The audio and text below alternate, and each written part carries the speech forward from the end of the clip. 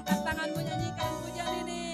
Ku ingin selalu bersekutu denganmu, menikmati hadiratmu. Biarkan rohmu tinggal dalam hidupku. Sungguh indah bersamamu, sungguh indah, sungguh indah bersamamu. Oh, sungguh indah bersamamu, Yesus, selamanya.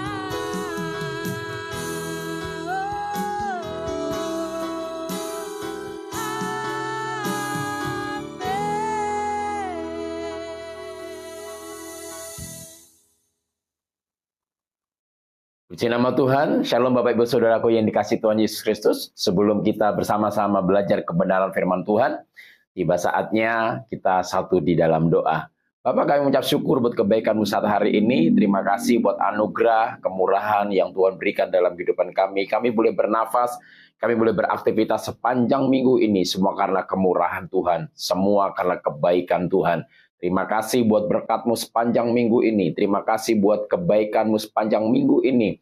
Bahkan terima kasih kami bersyukur buat segala tantangan, rintangan yang kami alami sepanjang minggu ini. Sehingga kami boleh ada sampai hari ini semua karena anugerah Tuhan. Kami sudah memuji memuliakan nama-Mu. Tiba saatnya kami akan bersama-sama belajar kebenaran firman-Mu. Firman-Mu yang berikan kekuatan kepada kami, Firman-Mu yang mengubah kehidupan kami, Firman-Mu yang mengubah cara pandang kami, Firman-Mu yang berikan kekuatan di dalam iman kami Bapa. Terima kasih, di dalam nama Tuhan Yesus, berkati kami yang mendengar maupun yang memberitakan, kami bersama-sama diberkati oleh Tuhan. Di dalam nama Tuhan Yesus Kristus, Tuhan yang hidup, Tuhan yang luar biasa, Tuhan yang ajaib dalam kehidupan kami. Dalam nama Yesus Kristus, yang mengucap syukur, haleluya. Amin. Puji nama Tuhan, shalom saudara. Saya percaya kita semua dalam anugerah dan kasih setia Tuhan. Saya percaya bahwa kita ada sampai hari ini semua karena kebaikan dan kemurahan Tuhan. Semua karena anugerah yang Tuhan Yesus berikan dalam kehidupan saudara dan saya. Saya percaya dalam minggu yang kita sudah lalui, Tuhan campur tangan di sana. Yang kita kerjakan, yang kita alami, masalah yang kita hadapi, berkat yang kita terima, bahkan tantangan yang kita alami, bahkan mungkin kita sedang mengalami sakit penyakit, saya percaya kalau kita boleh ada hari ini, semua karena kemurahan Tuhan. Kita patut mengucap syukur bahwa segala apapun yang kita lakukan, segala apapun yang kita alami, segala apapun yang kita terima, kita harus mengucap syukur.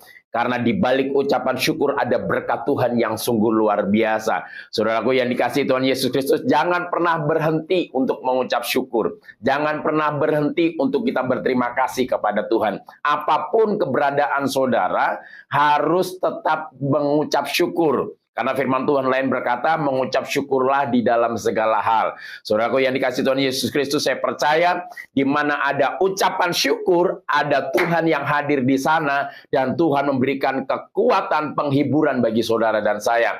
Karena di balik ucapan syukur, ada berkat Tuhan yang sungguh dahsyat dan luar biasa. Berkat yang saudara tidak pernah pikirkan, berkat yang saudara tidak pernah timbul dalam hati saudara, itu yang Tuhan sediakan dalam kehidupan saudara. Di balik ucapan syukur itu ada kekuatan yang sungguh luar biasa. Kekuatan power yang daripada Tuhan Yesus yang memberikan kemampuan dalam kehidupan saudara. Nah, Bapak Ibu Saudaraku yang dikasihi Tuhan Yesus Kristus, mari hari-hari ini kita senantiasa mengucap syukur. Bagaimana supaya dalam kehidupan kita senantiasa mengalami ucapan syukur? Biarlah kita senantiasa menghadirkan Yesus dalam kehidupan kita bersama-sama. Dalam kehidupanmu, dalam keluargamu, dalam rumah tanggamu, dalam pekerjaan kita, biarlah Yesus senantiasa ada dalam kehidupan kita. Saudara yang dikasihi Tuhan Yesus Kristus, kita akan belajar kebenaran firman Tuhan bersama-sama di dalam Injil Markus 2.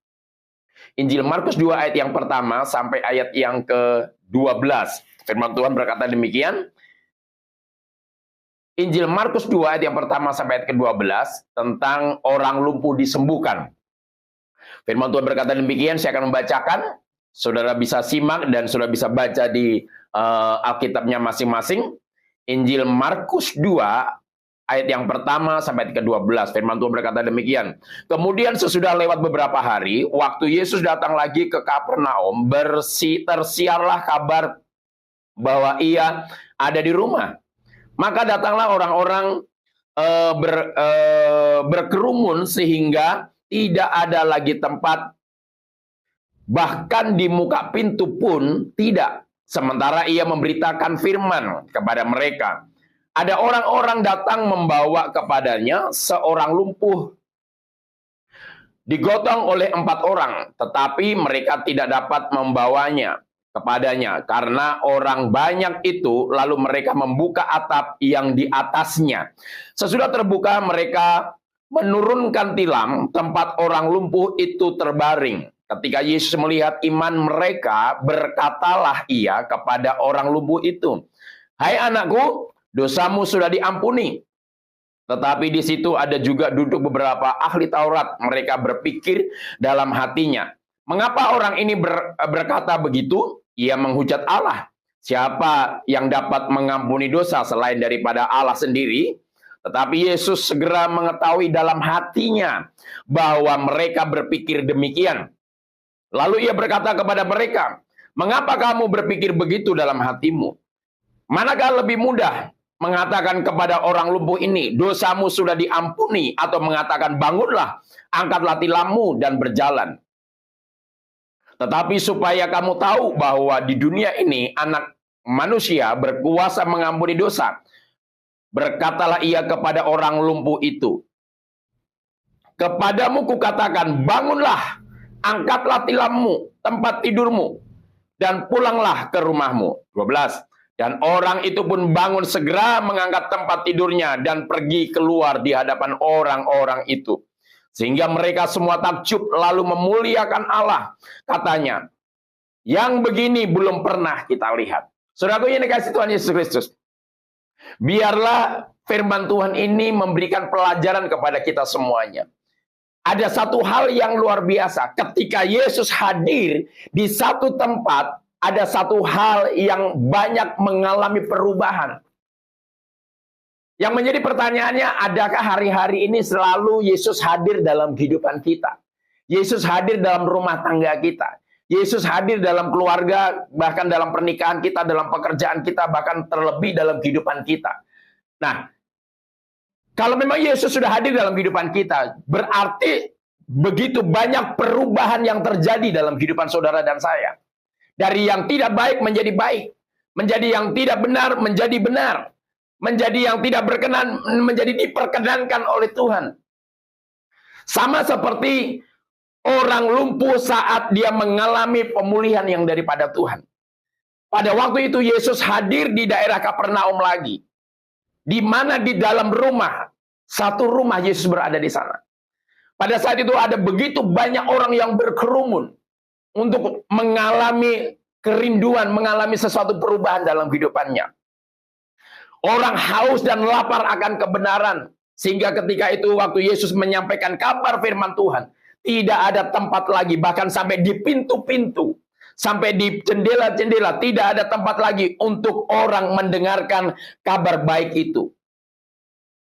Dan begitu banyak orang yang membawa orang-orang yang sakit kepada Yesus untuk mendapatkan satu perubahan dalam kehidupannya.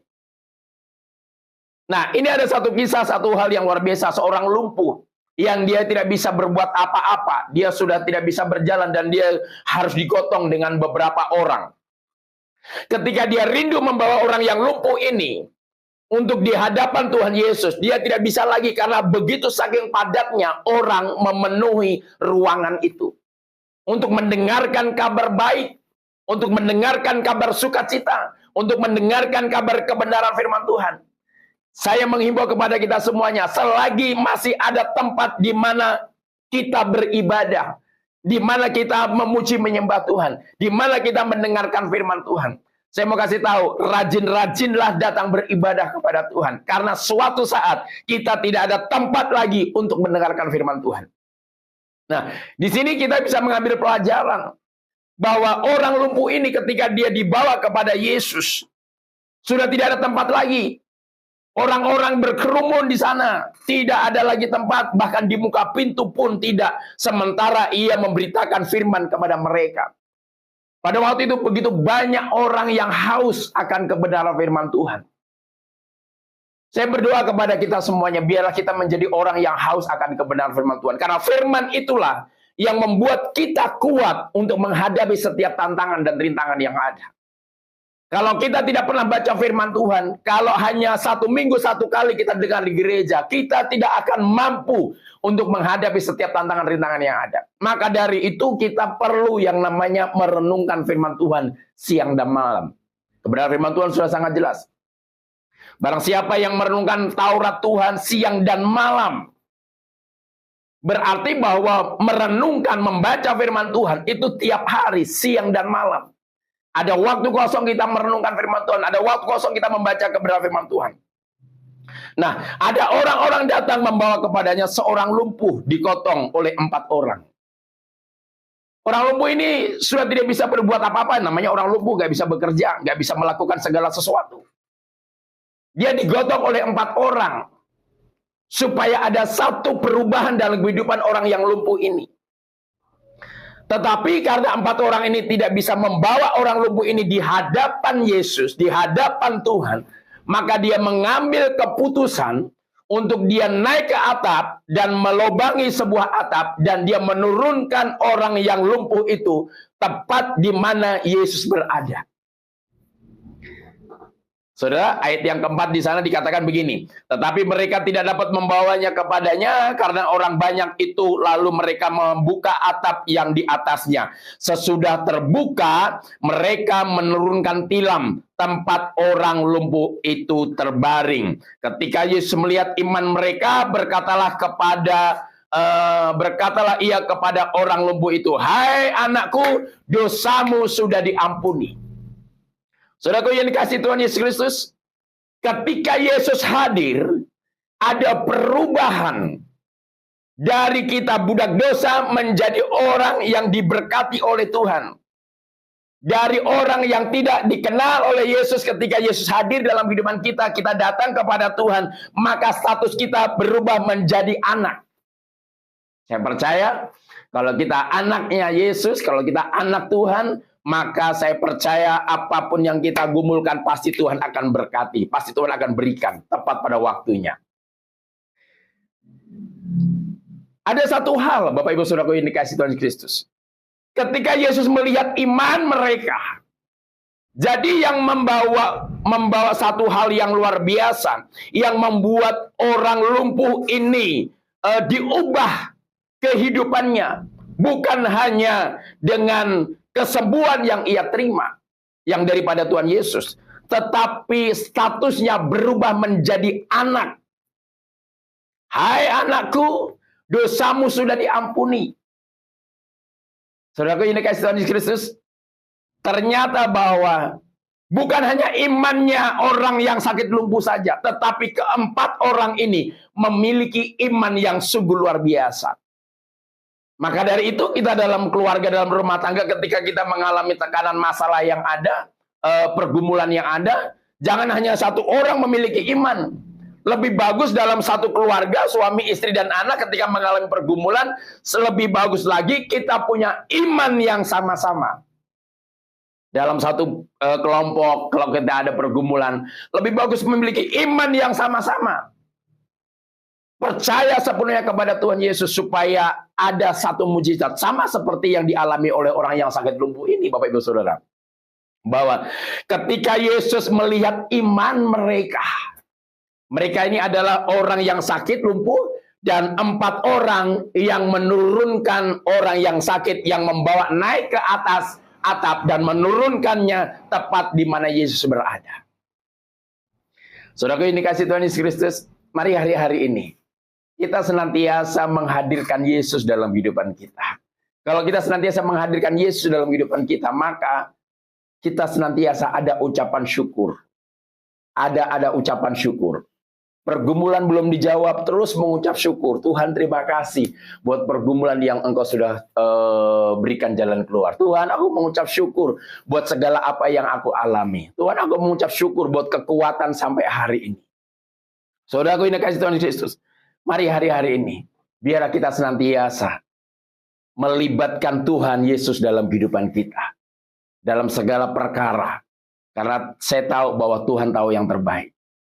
Bapak Ibu Saudaraku ini kasih Tuhan Yesus Kristus, mari hari-hari ini, kalau Tuhan dapat merubah keadaan seorang lumpuh ini, dia bisa bangkit dari kelumpuhannya, dari keterpurukannya. Saya percaya Tuhan yang sama juga akan membangkitkan saudara dari keterpurukan itu.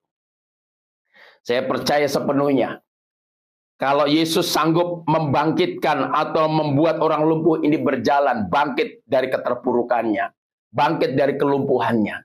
Mungkin kita tidak lumpuh secara fisik, mungkin kita tidak lumpuh secara jasmani, mungkin kita bisa lumpuh secara iman, mungkin kita bisa lumpuh secara rohani. Kita bisa lumpuh usaha pekerjaan kita mungkin hari-hari ini. Kita lumpuh pelayanan kita mungkin hari ini. Berjalan di tempat dan tidak ada satu progres dalam kehidupan kita. Tapi biarlah hidup kita senantiasa menghadirkan Yesus yang membangkitkan semangat kita. Membangkitkan iman dan roh kita. Supaya kita memiliki semangat yang baru daripada Tuhan Yesus. Dan ayat 11 dan 12. Kepadamu kukatakan, bangunlah, angkatlah tempat tidurmu, dan pulanglah ke rumahmu. Satu hal yang luar biasa. Kalau kita memiliki iman percaya kepada Kristus, kalau kita menghadirkan Yesus dalam kehidupan kita, maka kita akan meninggalkan masa lalu. Kita akan meninggalkan keterpurukan kita. Kita akan bangkit dari keterpurukan kita. Angkatlah tempat tidurmu, dan pulanglah ke rumahmu. Dengan kata lain bahwa orang yang lumpuh itu, dia harus meninggalkan tempat di mana selalu dia berbaring, selalu ia mengalami keterpurukan. Tilam, angkatlah tempat tidurmu itu. Tempat tidur itu adalah sesuatu hal keterpurukan bagi orang yang sakit lumpuh itu. Karena sepanjang bulan, sepanjang tahun, dia tidur di tempat tidur itu. Maka Yesus berkata, bangunlah, angkatlah tempat tidurmu, dan pulanglah ke rumah.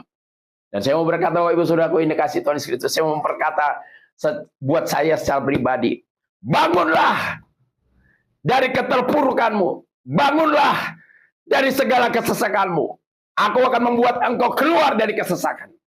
Saya percaya ini juga akan terjadi dalam kehidupan saudara dan saya.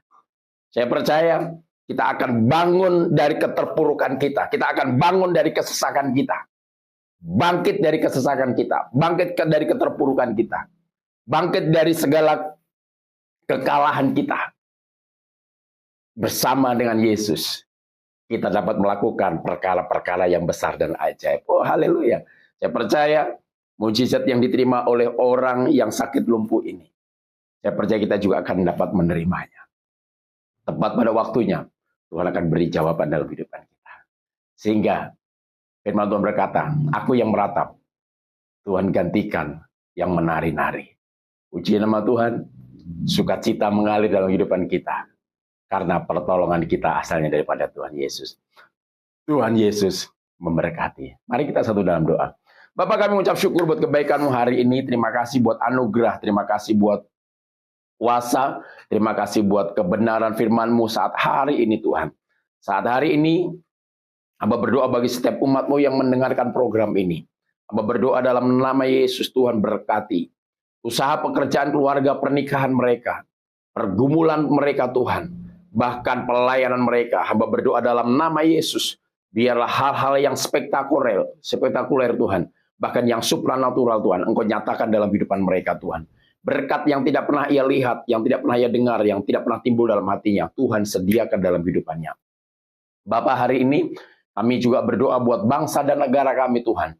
Keamanan, kenyamanan, kebahagiaan, sukacita, damai sejahtera, kesatuan, bahkan Tuhan Yesus keunitian buat bangsa Indonesia, ekonomi yang ada, bahkan presiden yang terpilih, wakil presiden, para menteri yang akan terpilih Tuhan, kami berdoa dalam nama Yesus, bahkan pemilihan wali kota, gubernur, bupati yang ada di seluruh bangsa Indonesia, kami berdoa dalam nama Yesus, Tuhan berkati, berjalan dengan baik, Tidak ada kerusuhan-kerusuhan ketika pilkada.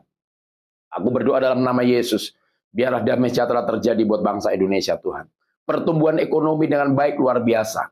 Pertumbuhan gereja-gereja, pertumbuhan jiwa-jiwa, pertobatan jiwa-jiwa terjadi buat bangsa Indonesia, Tuhan.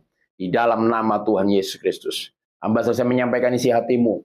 Tetapi ada Roh Kudus yang tidak pernah selesai dengan kami, yang terus berkarya dalam kehidupan kami. Terima kasih.